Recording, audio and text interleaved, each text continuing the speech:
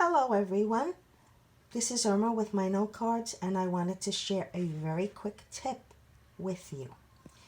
If you have time while you're watching TV and you've got watercolors, doesn't matter what type of watercolor you have, take your watercolors and paint the rainbow on them. Use a good heavy duty watercolor paper.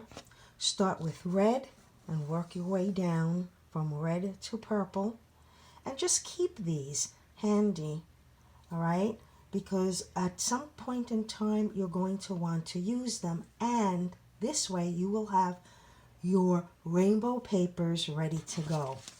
I took these and I had cut them up and I embellished them, and I've made cards out of them already.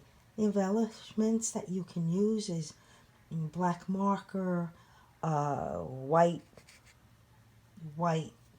paint, whatever your heart desires, and you've got a card. So that's just the quick tip for today. Hope you like it. Please share, comment, subscribe, and I will see you again next time. Bye-bye for now.